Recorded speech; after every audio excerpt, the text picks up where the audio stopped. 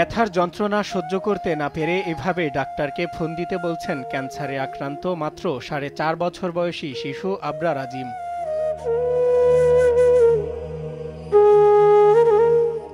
যে বয়সে সকলের সাথে বাড়িঘর মাতিয়ে রাখার কথা, ঠিক সেই বয়সে তীব্র ব্যথার যন্ত্রণা সহ্য করতে হচ্ছে তাকে। দিন কাটছে একাকী ঘরের কোণে মোবাইলের সাথে। ২ বছর আগে হঠাৎ শুকিয়ে যেতে থাকে আজিম। শুরু হয় পেট ব্যথা ও জ্বর। পরে বিভিন্ন চিকিৎসকের কাছে গেলে পরীক্ষার পর পেটে রক্তনালীতে ৯ সেন্টিমিটার টিউমার শনাক্ত করা হয়। তাদের পরামর্শে ঢাকার চিকিৎসার জন্য নেওয়া হলে সেখানের ডাক্তাররা জানান টিউমারের ভেতরে ক্যান্সার হয়েছে। এরপর একাধিক হাসপাতালে পরীক্ষা করলেও একই কথা শুনে আজিমের পরিবারের মাথায় আকাশ ভেঙে পড়ে।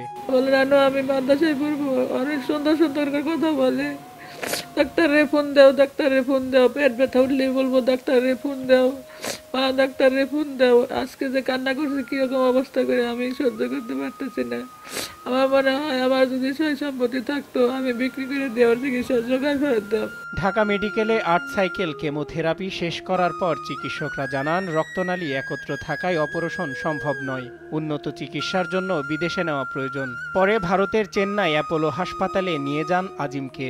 সেখানে গিয়ে জানতে পারেন প্রোটন থেরাপি দিলে শতভাগ ভালো হওয়ার কথা, তবে এর জন্য প্রয়োজন ২৫ লাখ টাকা। সব আমার জায়গা জমি বিক্রি করে আমরা নিয়ে গেছি, প্রায় ৯ লাখ টাকার মতো নিয়ে গেছিলাম। আরও পরে ধার দেনা করে ওইখানে ট্রিটমেন্ট করায় আমাদের প্রায় ১১ থেকে ১১.৫ লাখ টাকার মতো খরচ আছে। আমরা দেশে আসছি। যেখানে এ পর্যন্ত ১২ লাখ টাকা খরচ করে নিঃস্ব পরিবারটি, সেখানে নতুন করে ২৫ লাখ টাকা যেন আকাশ সমান কষ্ট পরিবারটির কাছে। তাই তো এখন বন্ধ আছে শিশুটির চিকিৎসা।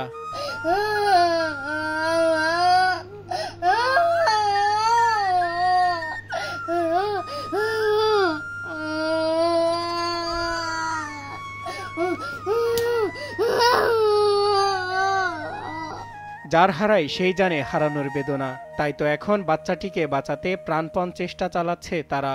টাঙ্গাইলের দেলদুয়ারে আতিয়া ইউনিয়নের নান্দুরিয়া এলাকায় বসবাস ছোট শিশু আবরার আজিমের। চেন্নাইতে ওই যে প্রোটন যে থেরাপিটা, ওইটা দিলে ও চিকিৎসা করলে ১০০% ভালো হবে বলছে ডাক্তারে। তো ওইটাই দিতে হবে, ওটা ছাড়া তার কোনো কাজ নাই।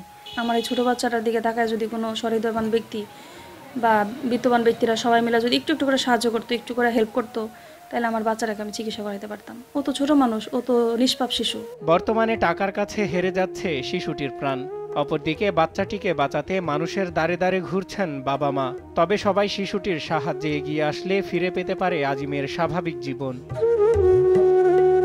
সজল বিশ্বাস, নিউজ ডেস্ক, দেশ টিভি।